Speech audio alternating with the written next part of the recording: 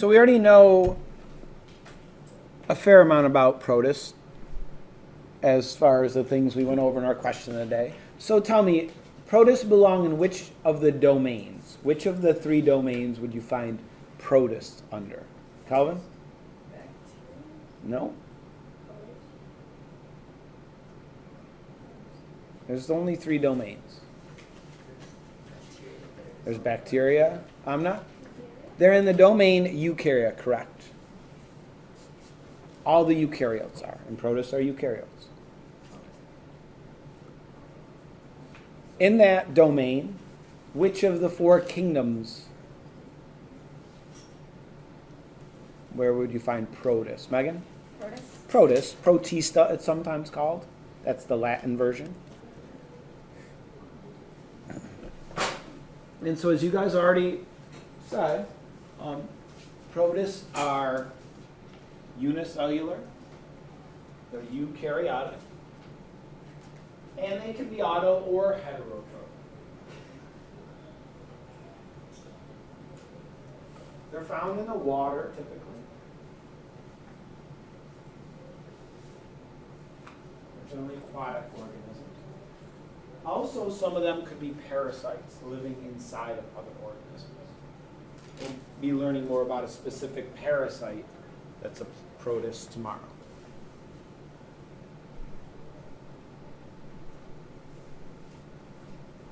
Protists are single-celled organisms, and they can reproduce by the process of binary fission, which we talked about yesterday. Who could tell me what that means? What is binary fission? Ennevarth? Where one parent organism splits into 2. One parent? Oh, 2. Yes, one parent. Hey, look, it's that pause is so dramatic. I know. Manipulation faster. The pause or the rephrasing of the question. Yes, one parent gives rise to 2 offspring. Okay? Basically, as we talked about yesterday, the word just means splitting in 2. And it's a form of what type of reproduction?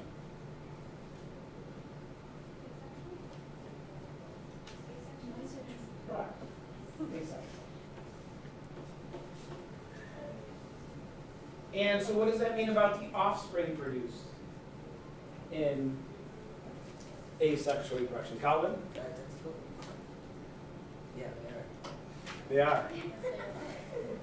Offspring are identical, So they use the manipulation technique. and they require just a single parent. Here's a little example. This is one we'll talk about. This is an amoeba, just a single parent cells. See the nucleus inside, you can see the cell membrane. And what happens in binary fission is the nucleus, which contains the genetic material, replicates, copies itself. So then you have 2 nuclei in one organism. And then the cell sort of pinches in and divides into 2. So the end result is you have 2 separate amoebas here that came from one parent. However, the DNA inside that nucleus is identical between them, so they're copies of the original parent. Alex? So basically, all of the cells that are bacterial cell Yeah, there could be mutations and things that do add some variation, but yeah, they're pretty similar to each other. Colin? like say parent cell splits, can those 2 cells split? Yeah, they eventually will grow and mature, and then they will split, yeah. So we're going to talk about the categories of protists, and the ones we're talking about are what we call protozoans. You might have to write this in at the top of your slide. Protozoans are animal-like protists.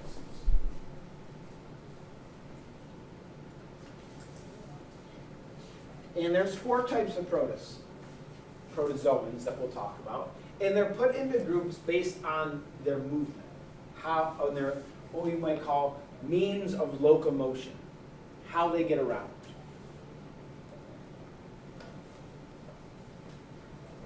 So the first group are the amoeboids, and the amoeboids move using a part that's called the pseudopod.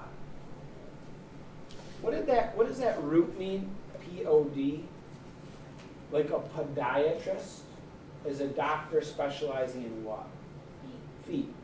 That root pod means feet.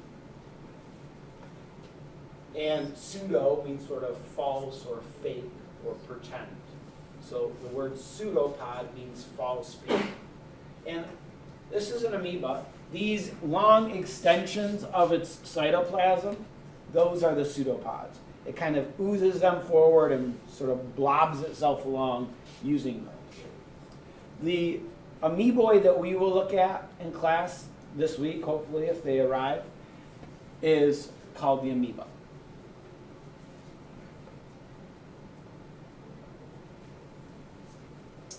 Another type of cilia, of protozoan, is a cilia. Cilia's move using these small hairs called cilia. Ciliates have many of these small hairs, and they kind of paddle the organism along through the water. The cilia we will look at is called the paramecium.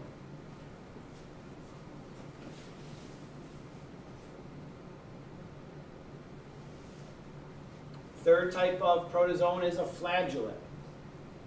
They move using a flagellum. Flagellum is this tail. We will be looking at a flagellate called the euglena.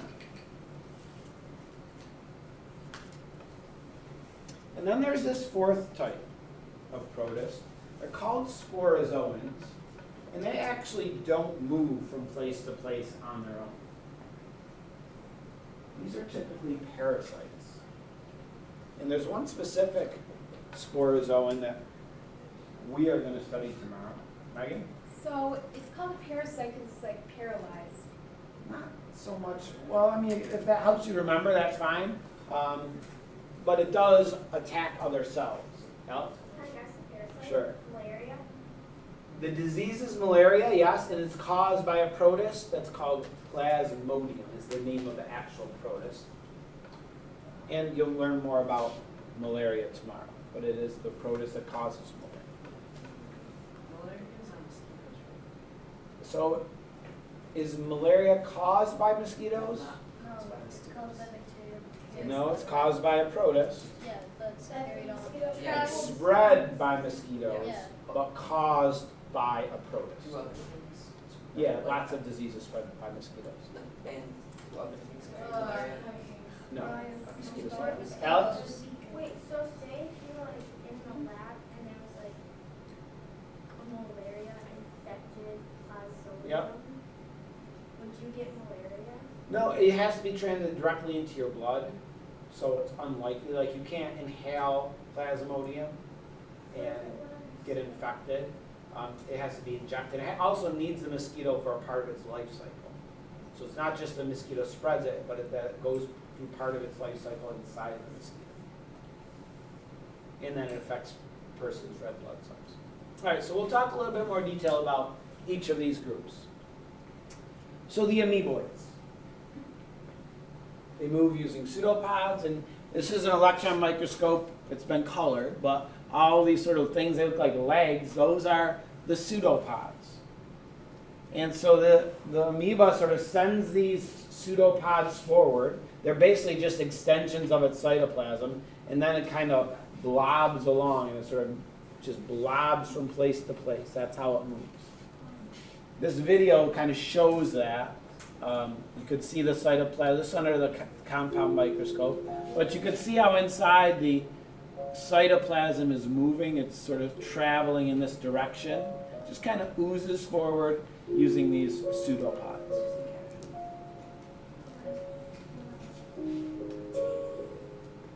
So that's an amoeba.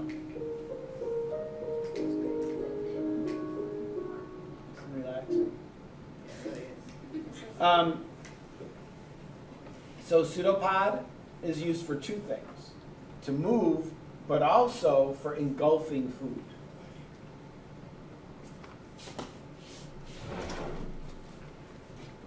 So I'm just going to put this up a little ways. For example, this amoeba down here.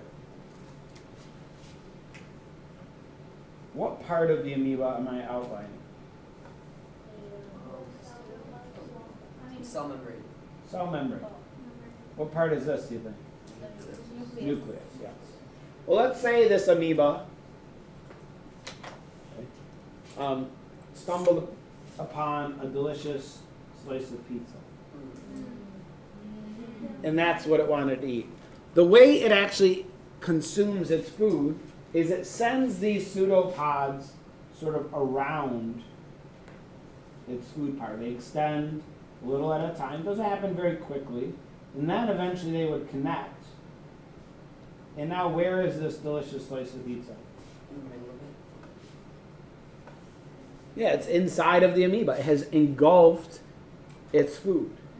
Now we have a name for this. This part, as it's inside of the amoeba, is now called a food vacuole, an area within the amoeba, separated by a membrane, that stores food.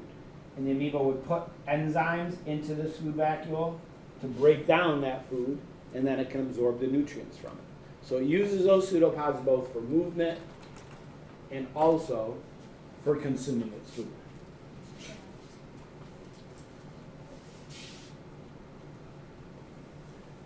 And so the food vacuole stores that food until it's digested, and then the amoeba can absorb the nutrients.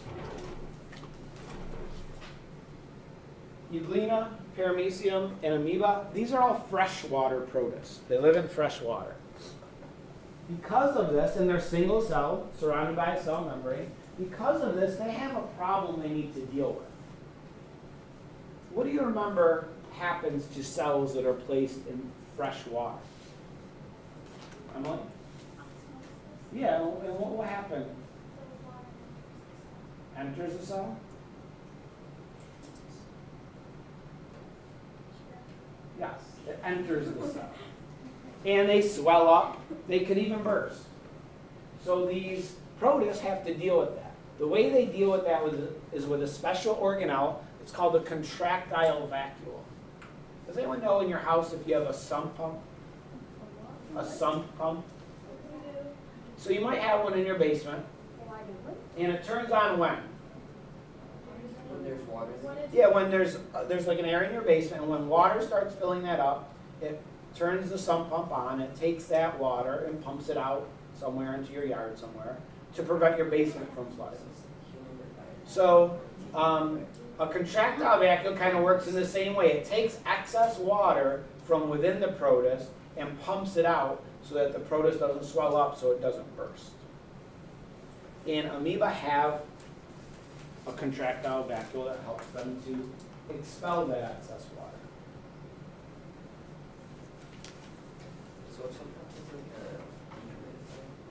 Kind of, but it's like physically pumping the water out. Rather than a dehumidifier takes it out of the air, some pump takes like water sitting in your basement somewhere. All right, another type of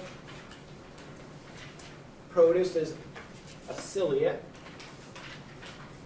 Ciliates moved by cilia. And cilia are these small hairs on the outside of an organism. This one, you can see, this is through the electron microscope. It looks like a furry cucumber. This is all those things are cilia. And basically they act like little paddles, paddling the paramecium or the cilia through the water. Okay. That's what they do.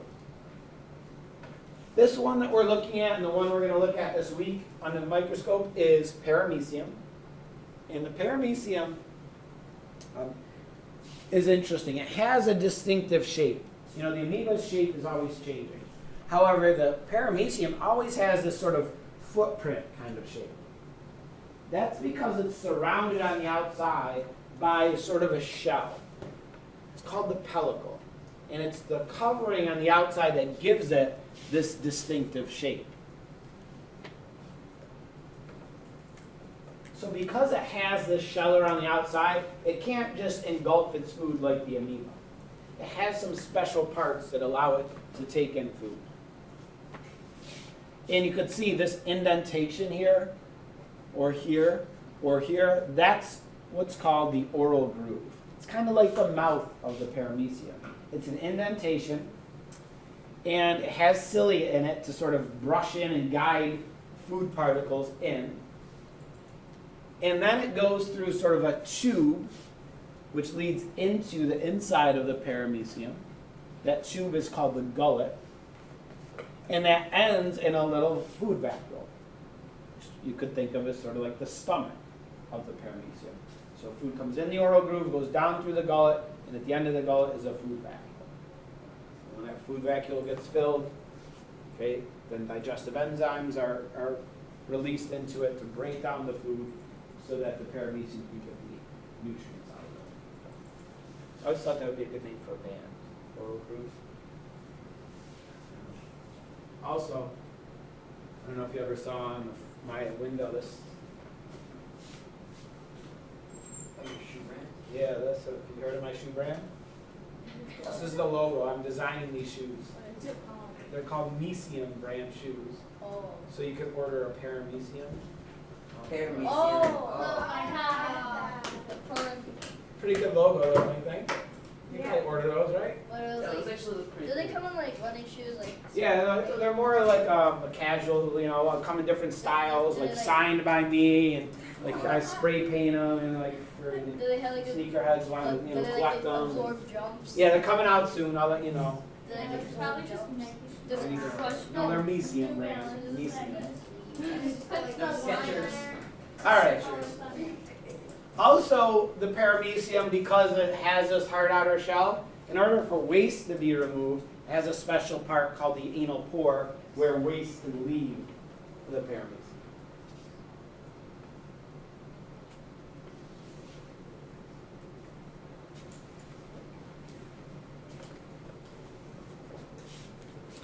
And then our last type of protozoan that we're going to talk about is the flagellate. And flagellates move using a flagellum. A flagellum is sort of a whip-like tail.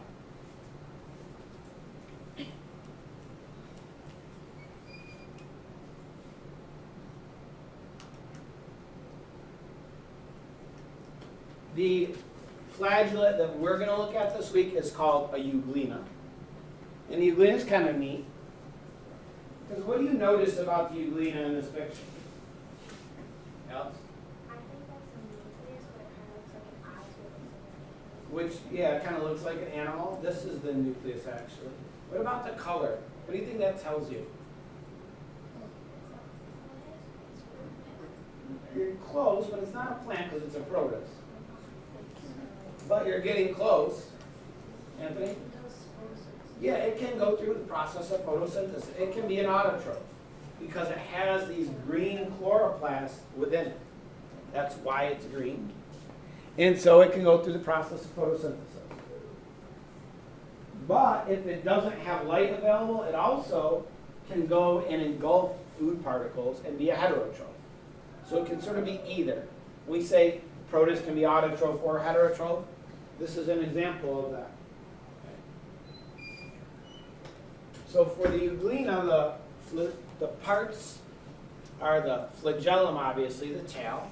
You know, sometimes you can see it clearly, like in this electron microscope image, you could see the flagellum pretty well, or in this illustration. This one is kind of hard to see the flagellum.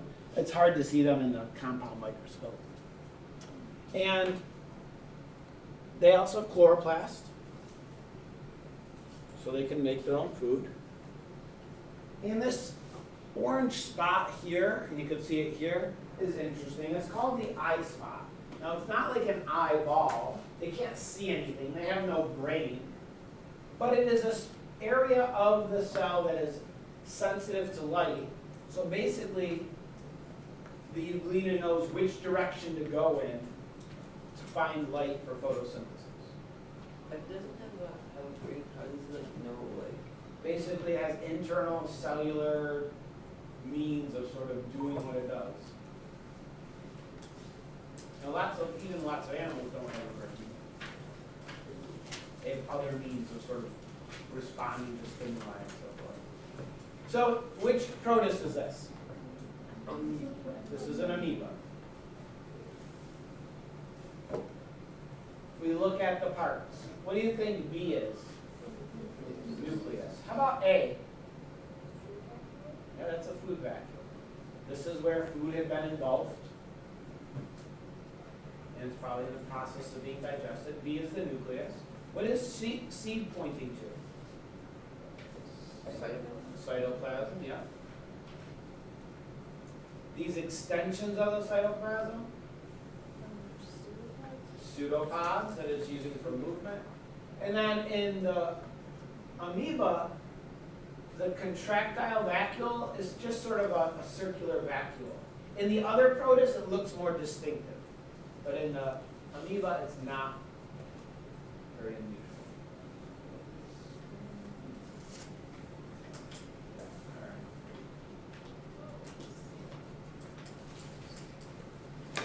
So again, you see there's an amoeba, you can see the different pseudopods, you can see the cytoplasm inside of it. This amoeba is sort of moving in this direction. You can see sort of these pseudopods are going to change in their shape as this sort of video goes along. It's not fast, but you can see the cytoplasm inside actually moving. Which protist is this? It's a cilia. Specifically, it's shaped like a shoe. This one is what? Paramecium.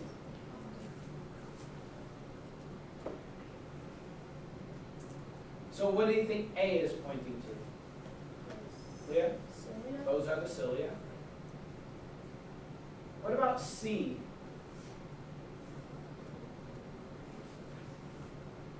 What's this indentation? Anna? No? That's the oral groove, which leads into the gullet, which ends in a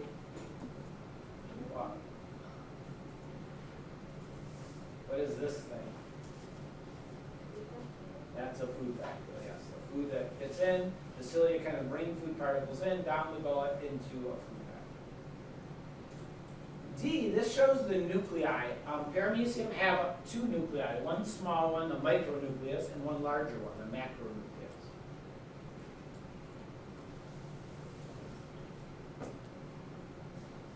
Again, E is the cytoplasm, fills up the cell. F is the anal pore, where waste is removed. And G is the contractile vacuole. Again, in the paramecium and also in the euglena, it's sort of the star shape. And what happens is water comes down these arms of the star into the central portion, which then squeezes the water out. And then we have our last protist. Which one is this? Oh, correct, it's the euglena. Has a flagellum for swimming. This would be the eye spot, area sensitive to light. And these organelles, you see they're white here. They should really be green. What are those? Megan? Chloroplast. Chloroplast. Has a nucleus. And then, again, the star-shaped contractile vacuole.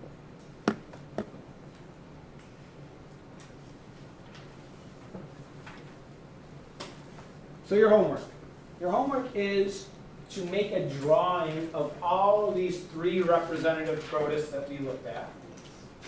So paramecium, amoeba, and euglena. You're going to label all the parts that we've named today in our diagrams. Each organelle also must be colored a different color. I don't care what color except for one. Chloroplast. Which color should the chloroplast be? Green. The other organelle can be whatever color you choose. Your picture should take up most of the area I've given you on the sheet. There's a spot for each one of them. It's going to be collected and graded tomorrow. Yes. All right.